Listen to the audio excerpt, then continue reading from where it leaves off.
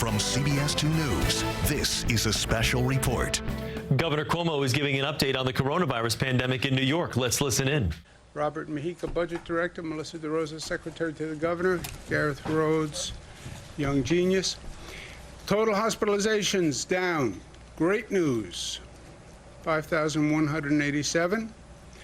The net change is down. That's good news. Intubations are down. That's very good news. New COVID cases are down to 246, which is actually lower than we were when this first started. So we're back to a point earlier than we were when this COVID crisis hit us and we started that spike. So that's really good news. The number of deaths, 105. That's terrible news. Relatively, it's better than it has been. Still 105 families who are grieving today, and they are in our thoughts and prayers. But you see the overall trajectory of this situation, March 20th to May 20th, been a period of time that will go down in history. A lot of pain, unique period, but we got through it. We got through it. We got over the mountain, literally and figuratively. We're now talking about reopening across the state. We're doing it region by region. Rockland County today is eligible for elective surgery and ambulatory care. When we open up for elective surgery in the hospital system, it means we have the hospital bed capacity. One of the mad scramble, if you remember early on, was to make sure we had enough hospital capacity because the projections were we would need double our hospital capacity in this state. So we stopped elective surgeries. Opening up elective surgeries means we have hospital capacity. When we reopen a region, we start to reopen a region, there will be increased activity. More people are coming out.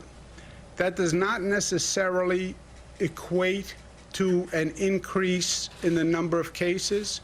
It does not have to be that increased activity means more cases. It tends to be true, but it doesn't have to be true. You can have more activity, and if people take the right precautions, you don't necessarily need to see a rise in the number of cases. And none of this is preordained. As you increase activity, what will happen is a function of what we do. And that's not just rhetorical. If you tell me how New Yorkers react with increased activity, I will tell you what will happen to the infection rate. It literally depends on what we do. And everyone has a role to play as we go forward. You reopen shops for curbside retail. How do the shopkeepers, the retail owners, how do they perform? How do the employees perform? How do the employers who have people coming back perform? And probably most importantly, as individuals, how are we acting and how are we performing? Are we maintaining social distancing, et cetera? Of all the bizarre things we've gone through, this fact is probably one of the most important facts to me. Logic would have suggested that first responders would have had the highest infection rate, right? Just common sense. The nurses, the doctors, the EMS workers who are first responding to COVID-positive people, working with COVID-positive people all day long, they had to have the highest infection rate, right? It's just logic. Think about those emergency rooms. People working 12, 14, 16, 18 hours a day with COVID-positive people. They must have had the highest infection rate.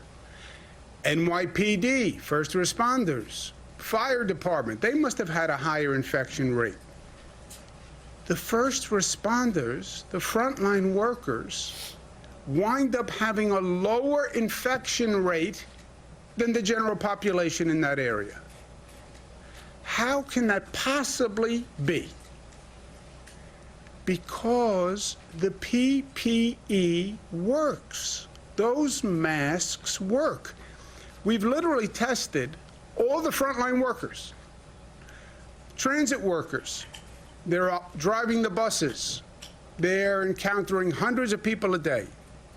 They're driving the trains, subway system, on stations, in cars. Healthcare workers, nurses, doctors, hospital staff, NYPD, fire department, correction officers in state prisons with a congregate population, state police, office of court administration. They all have a lower percentage than the general population. Now, it's good news for the frontline workers, and we were all worried about what they were doing. But there's a message for all of us, which is that the PPE actually works. The mask is not just a social symbol, right? This is not do it because we're asking you to do it. The surgical mask, this mask, is the same thing that is given to the frontline workers. They're not using anything different. If it reduced the infection rate for them, it will reduce the infection rate for you. But you have to wear it. Now, we say that employers must provide this to employees when they go back to work. If they do not get one, employees should call this number and report an employer who is not operating with the right precautions. Also, we're starting our tracing operation, and this is totally new. A person who tests positive, the tracers will then contact that person and ask who they may have exposed. And you could get a phone call following up on this tracing information, saying you were with John Smith last night. John Smith is now positive. You may want to be tested. On your telephone, if you have one of the new fancy phones, which I do not, it will come up NYS contact tracing. You should answer that call. It's not a hoax, it's not a scam, it's not a fraud. That is an official message saying New York State contact tracing is calling. So if you get that message, take that phone call. It's for your health, it's for your family's health. Small businesses are struggling. The numbers of small businesses that they're projecting may not come back are really staggering. We're trying to do everything we can on a state level. I hope the federal government passes an additional small business relief program. But we are extending the sales tax filing. We extended it from March 20th to May 19th. We're now going to extend it to June 22nd. We understand that they have financial issues, obviously. So the state is doing everything that they can. On schools, we adopted a statewide policy for our schools. May 1st, we announced K-12 and college would be closed for the rest of the academic year. Schools obviously pose risks. They're places of gathering. They're on buses. They're in classrooms. How do you reduce density in a classroom? How do you reduce density in a cafeteria, on a school bus, et cetera? How do you get children to wear masks? And we have another development that we're tracking, which is the COVID-related child illness. Ms. Russo's done great work on this.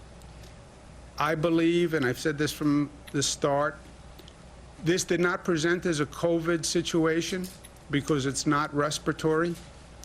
And we were told early on that children are not affected by COVID, and that was one of the pieces of news that actually reduced anxiety early on. We're now starting to see that children who test positive for COVID or test positive for COVID antibodies are developing these inflammatory symptoms. inflammation of the blood vessel, inflammation of the heart, but it's quite serious, and we've lost a number of children. New York State Department of Health was the first to really investigate this. The more they investigated, the more cases they found. Last Thursday, there were 7 countries that also investigated and found cases. There were 17 states that found cases, okay? This was last Thursday. Today, there are 13 countries and 25 states. This is one of those situations where the more they look, I believe the more they're going to find. So when we're talking about schools, again, the facts have changed from the quote-unquote experts, because there are no experts on this COVID virus. I've learned that the hard way. Children are not affected. Well, now maybe children are affected, right? And when you're talking about schools and you're talking about children and you're talking about density, exploring the situation and making sure that this is not a widespread situation affecting children. They're not even sure the duration after the COVID exposure that this might occur, because this is all a case of first impression. But this is a related issue that does affect children, and obviously it's something we're very concerned about. So, question was on summer school. Would summer school open? Summer school is not going to open statewide for in-class teaching. It will be through distance learning, and meal programs and child care services for essential employees will continue. As in terms of opening up school for the fall, it's still too early to make that determination. We want to get more information on this inflammatory syndrome. We also want to see how the development for a treatment, a vaccine proceeds. We will issue guidelines beginning of June on what schools would need to do to come up with a plan to prepare to open. The schools will do those plans. They'll provide them to the state in July. The state will approve those plans or not approve those plans in July, all in preparation for an opening in September.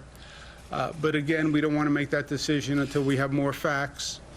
And as the facts keep changing, prudence dictates that you don't make a decision until it's timely, so you have the most recent facts to make the decision. We're coming up to Memorial Day weekend. Downstate beaches that are open tomorrow: Jones Beach, Sunken Meadows, Hither Hills, Robert Moses. They're on Long Island.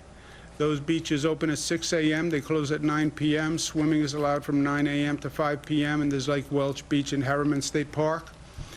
Just a note on these beaches. There are certain rules on beaches that are operating, primarily 50% capacity and then social distancing on the beach. No contact activities, obviously. Social distancing will be enforced. Masks are required to be worn when social distancing isn't possible. But there is such a demand in the New York City area to get to a beach, to get some respite. It's Memorial Day weekend. People want to get out of the homes. 50% capacity. Those beaches may reach capacity at 10, 11 o'clock in the morning. So that's something to take into consideration. I'm a Queens boy. It's a ride to these beaches. And you don't want to take that ride and get all the way out there and find out the beach is already closed. Again, this is a first time for all of us, but 50% capacity with this pent-up demand, those parking lots will reach capacity very quickly. So take that into consideration when you're making your plans. This week is National EMS Week, and it's a time to thank the EMS workers who just were on the front lines and did a magnificent job.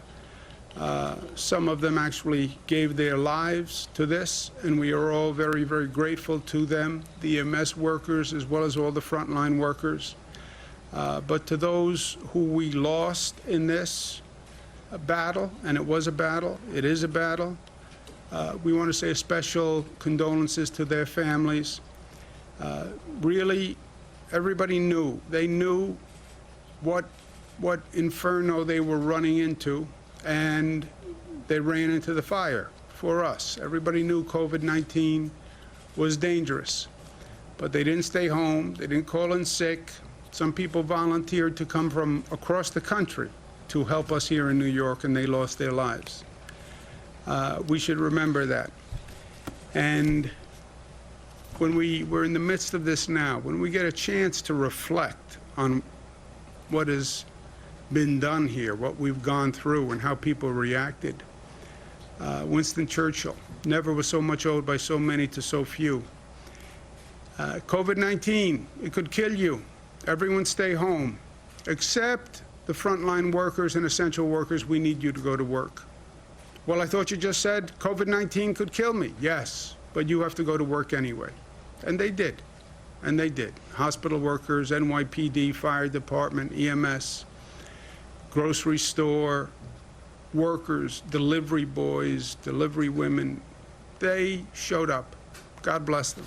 God bless them, and we thank them.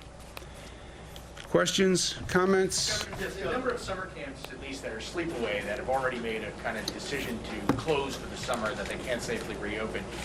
In terms of day camps, is that a different standard, or are you going to have information about whether or not some of them can go forward and open? I know that we're fast approaching a deadline on schools, both for summer school in September, but what about camps?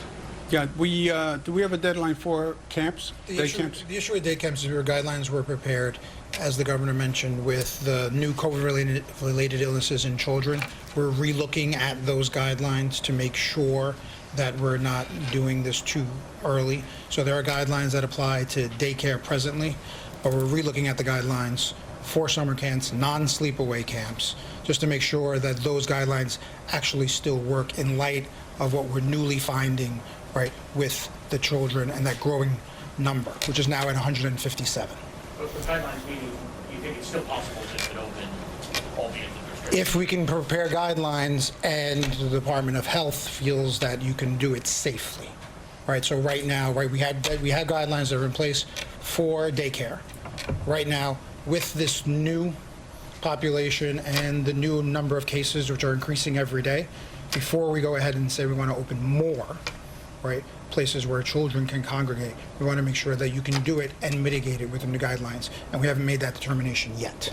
You know, Zach, one of the cautions here is, look, you know me, you know my personality. I tend to be typical New Yorker. I'm aggressive. I want New York to be the first, the best. I understand the desire, reopen everything, let's go. We've been on pause for too long. The economy is slow. I don't have a paycheck. I have to get out of the house. We're all about energy and aggressiveness in New York. The caution flag is they keep changing the facts on us. You know, we make a decision based on facts. But then the facts change, and you revisit the same decision with a different set of facts, and it's different. Well, if you get this disease, you have antibodies, and then you're immune. Okay, so let's plan that all the people who test positive for antibodies, they can be the workforce that goes back safely because they can't get infected again. They can't get reinfected. That was the fact they gave us. So we test, that's why antibody tests came up. That's why there was such a demand. We do the antibody test, you're positive for antibodies, you're cleared to go back to work. Okay, hold on, we're not sure about that anymore. Well, what do you mean? You said if they had the antibodies, they were immune. Yeah, but now we're not so sure. Okay, new set of facts. Children are not affected. Okay. Let's see what we do about camps. Let's see what we do about school. Hold on. Children may be affected. This inflammatory syndrome is more frightening than COVID respiratory illness in some ways, because it inflames the heart. Well, we know it exists. We don't know how widespread it is. But the more we look, the more we find it. And in 1 week, we double the number of countries who now found it, and we double the number of states. What do you do about summer camps? I say, have the same conversation with our health experts. I say, let's put it this way. I want to send my children to day camp. Should I send my children to day camp? Is it safe? Until we have this answer on this pediatric syndrome, as a parent, until I know how widespread this is, I would not send my children to day camp. And if I won't send my children to day camp, I wouldn't ask anybody else to send their children to day camp. It's that simple. And they're still exploring this. So you make a decision on the facts. What do you do when they keep changing the facts? A little caution flag, especially when you're talking about children. Governor, following up on this New York aggressiveness and strength, when we were the early hotspot, some other governors by executive order decided to sort of prevent us from going there. Hawaii, places like that. Now in June, if flights start coming here more and more often, it's sort of the reverse. What do you do as the governor here to, at our airports, do something beyond what's being done now? And are we at a point where they're a little bit more, to use the word, aggressive against people who come and making sure they quarantine than we are at the moment? Well, you're right. The tables have turned somewhat. New York, our infection rate is going down. You look at those numbers. New Yorkers have done a phenomenal job of doing what they needed to do to flatten that curve. Another new expression that nobody would have heard of last year, but now everybody knows. And the infection rate in New York is coming down. The infection rate in the rest of the nation is going up. You have some states that have more cases than they've ever had right now. We are watching it. The ability of a state, we don't do Customs and Border Patrol. That is basically a federal obligation and a federal duty and a federal role. They do all the clearances of people coming in at airports. We administratively operate the airport through the Port Authority, but it's federal law and federal agents that can stop people from coming in, that can quarantine at an airport. It's questionable about what the state's role is, but it's something we're watching. Taking temperatures of people coming in, asking questions of people coming in is something we're considering. Would you say it's it's unacceptable, the feds are letting us down, so I have to step in? Could that happen at some point? Yeah, it raises legal questions and policy questions, but it is something we're watching. Governor? A new model from Columbia University suggests that fewer than 4,300 people could have died in the New York metro area had the state implemented its stay-at-home order earlier on March 8th. Mayor de Blasio said today, "I wish we had known more because we would have been able to do more." I'm wondering if you think the state could have and should have acted earlier in implementing its stay-at-home order. Yeah, I think it's, frankly, this situation is worse than the story suggests. We may lose 100,000 people in this country to COVID. If this country knew more and knew it earlier, I think we could have saved many, many more lives. I mean, when you think about it in retrospect, the virus is in China November and December. Everybody knows that. We do a China travel ban February 1. President did it. And some people said at that time, he was criticized that it was too early. We do a European travel ban March 16th, okay? By the time you get to March 16th, it starts in China November, December. You then have January, February, March. We now know the virus left China, got on a plane, and went to Europe. And from Europe, the virus got on a plane and came to the United States and came to New York. January, February, March 16th, European travel ban, 3 million Europeans traveled to New York State. 3 million. If you knew that the virus left China November, December, and went to Europe, you would have done a European travel ban December 31. China travel ban December 31. How many lives could you have saved? So I think it's actually, when you start to do Monday morning quarterbacking, I think it goes back before that. New York Times doesn't call for a close down until March 24th. Think about it. March 24th. Forget March 24th. Should have been December 31st. But who knew the virus left China? Who knew the virus went to Europe? Who knew the virus was already here? January, February, March. Now, who should have known? It's above my pay grade as governor of one state. But what federal agency, what international health organization? I don't know. It's not what I do. It's not my responsibility. But somebody has to answer that question. November, December, it's in January in China. Everybody says it's coming from China, it's coming from China, it's coming from China. It came from China. It left China. What do you think, it was going to sit in China and wait for you to get there? No. It traveled like everybody else traveled. We all talk about mobility, etc. November, December in China. We don't act until March?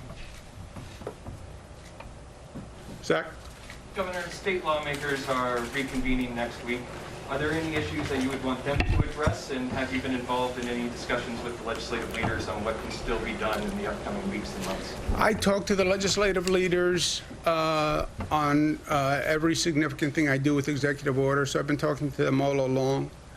I understand, the legislators have been working very hard. They're in touch with people on their district. People think, well, they're not in Albany, they're not working. No, they're working. I think they're working harder than they've ever worked, by the way, because the demands in the district are very high. But they've been involved with everything we're doing, and whatever they plan to do, we'll talk about. Any thoughts on what could still be done through the legislature for the rest of the year? Well, look, you're in the middle of a situation that no one has ever seen before. So the range of what you could do is almost limitless. The question is, what do you want to do and what can you do, right? We're waiting for Washington to act. We're desperate for Washington's action. If Washington does not provide federal relief, because we have such a big deficit, I want to make sure New Yorkers know what will happen. Washington's far away. What difference does it really make? It's all politics. This legislation makes a difference. If we don't get federal funding, loss of school aid, loss of funding to hospitals, because that's the state budget, right? Where does the state budget go? It goes to education, goes to health care. That's where our funding goes, and then goes to local governments. Loss of school aid, loss of hospital aid, loss of funding to local governments, that's police, fire, first responders. What details on cuts come out in the upcoming weeks then? We have to see what Washington does. Otherwise, you know the equation. If we don't get federal funding, we will have to cut those areas about 20%. That's where we are. Governor, Melissa. Thank you, first of all, for your kind words. I appreciate that very much. Thank you for your good work. Thank you. I have, and for yours. Regarding the cases of children with inflammatory illness, and then I got to ask a question for Andrew Sipp, if you'll allow me. Can you just update us on the numbers? How many do you have now? Have you revised the number of deaths that you believe are attributable to this in New York State above the 3 that we knew about previously? And what can you tell us about the curve of these cases? Does it seem to be mirroring what we saw? I know you said we don't know how long the lag time is, but I guess my question is, what makes you think so far that what we've seen is only the tip of the iceberg? We have, the only update on the numbers is we have now 159 cases we're investigating. I said the tip of the iceberg, let's say 10 days ago or 1 week ago, whenever this came. Time all blurs for me in this. Tip of the iceberg was right because in 1 week, we doubled the number of countries and we doubled the number of states. That's what I mean by the tip of the iceberg. Also, I wouldn't call this a curve the way we talk about curves. This is not really a curve of the infection rate. This is a discovery phase we're in. The more they look, the more they find, right? So you have a universe of children who have had this inflammatory syndrome across the country, across the world. You're now saying to people, well, go back and look at those same cases through the lens of possible COVID infection. And they're rediscovering now, or coming to a different analysis now, once they're checking for COVID. The more they look, I believe, the more they will find. Your specific question, I haven't gotten any information on. In other words, from a point of infection or resolution of the infection, meaning you have antibodies, how long until the onset of this syndrome? I don't believe they have an answer on that yet, which is what's frightening. You know, they're now starting to say, well, you could have these antibodies, and these antibodies may have a negative effect on your system. Because we've never seen these antibodies before for this virus, and now, after 1 week or 2 weeks or 3 weeks or a month with these antibodies, you may be experiencing symptoms like this. But they're all just discovering it. That's what's so difficult and frightening about this. You know, there is no roadmap. And then on the other subject, if I can, An Andrew Sif question? an Andrew Sif question. They are always annoying questions. Did you ever notice that? No, I'm kidding. He's a good I fellow. would have to disagree. Yeah, I know you would have to. How can Connecticut open bars and restaurants this week while New York communities just 2 miles away can't? Whatever happened to your concept of, you know, regional synchronicity? Yeah, we are coordinating with all the regions. We said from day one, coordination does not mean, and collaboration does not mean uniformity. There won't be uniformity because you have areas of different density. You have areas with different infection rate. You know, we don't have uniformity across our own state.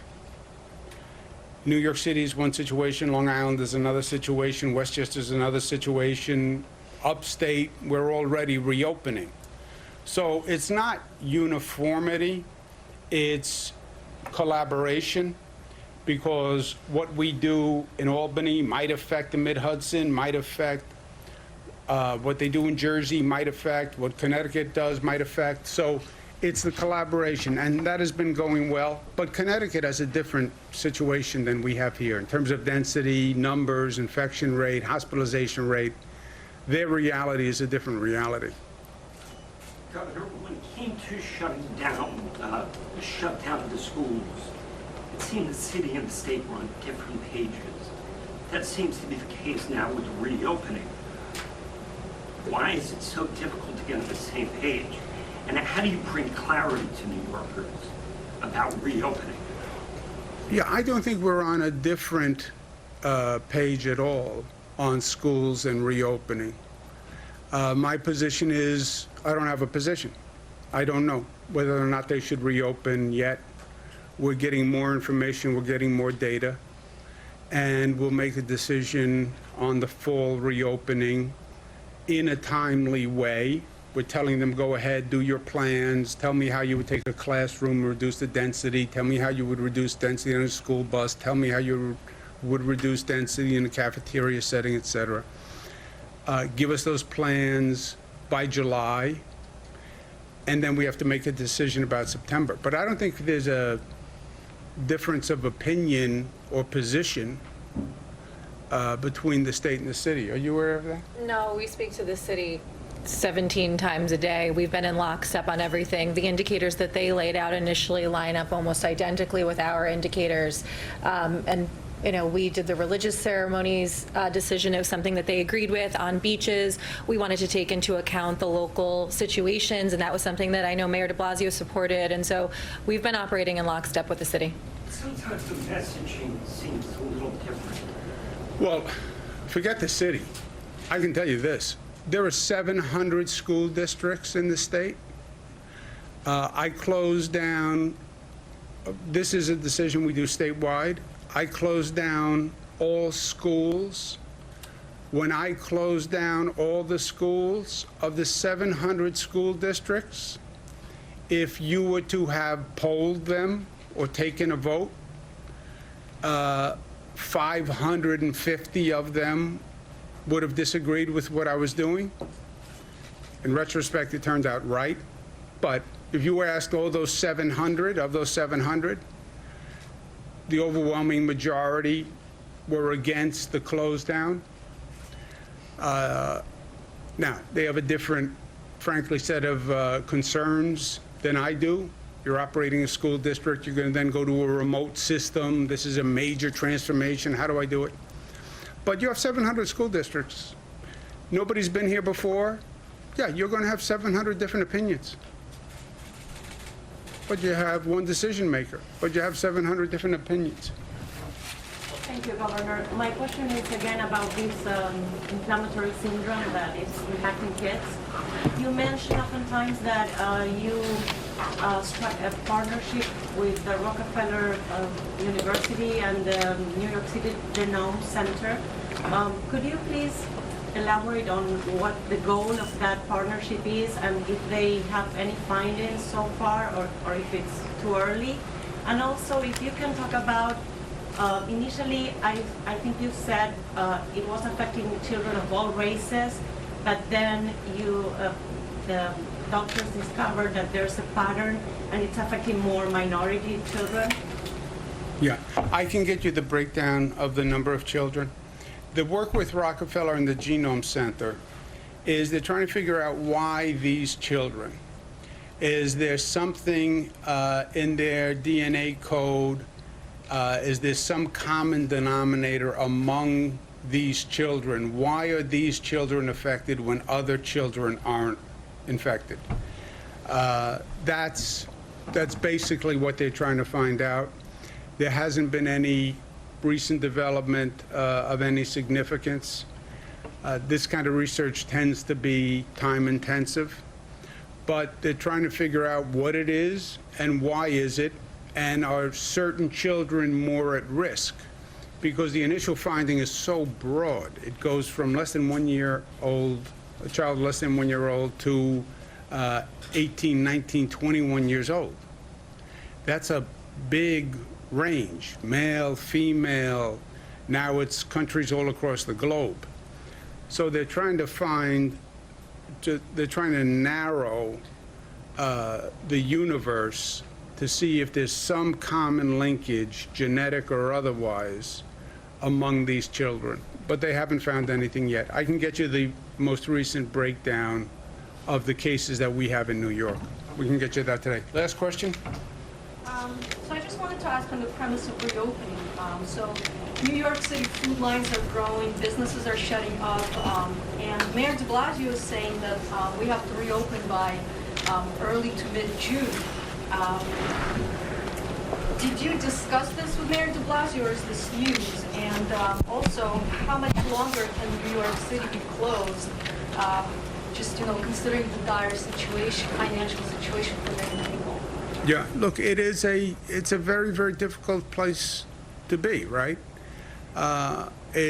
You have financial stress, you have personal stress. On the other hand, you have the possibility of hospitalization or death, right? So there is no good choice here. And we want to find the route that gets us between the two. We don't want financial ruin, but we don't want death either, right? So that's the balance we're trying to find. Well, how do you find that balance? You do it on the science, and you do it on the data, and you do it on the numbers. What's the infection rate? What's the hospitalization rate? What's the death rate? And find that path through the middle using the data. And we have the best scientific thinking and the best data analysis, and we have a set of 7 criteria that just measure the infection rate and the spread, again, which is determined by how people act. That's why when you have these gatherings at parks or at bars and nobody's wearing a mask, you know, we have nobody to blame but the person in the mirror, right? It's our actions that are creating the infections. But we have those mathematical metrics, and they guide the reopening for New York City, like they do for Nassau and Suffolk and Westchester and Buffalo and Rochester. Same numbers, same metrics all across the state. It's just how that locality fits with those metrics. And you can't do it by time. If you make those numbers tomorrow, you open tomorrow. If you make them in a month, then you reopen in a month. But you don't reopen until you can reopen safely. Because the last thing we want is to go back where we were on the other side of the mountain, right? We saw the spike. We then saw a very slow decline that took a lot of pain and a lot of time. We don't want to make a mistake now and go back to a spike. That would be the worst case scenario. And if I could just add, I don't believe that that's what Mayor de Blasio said. I believe what Mayor de Blasio said is it looks like we're on track for June based on the metrics with a big asterisk for what happens between now and then. And again, we are on the exact same page with them. Based on the metrics, that is what it looks like. Thank you, guys. Yes, he said we all have the same numbers and the same criteria. The only question is when we hit those numbers, and that comes down to what people do. Go and watch Zach Fink. I'll see you guys. Thank you.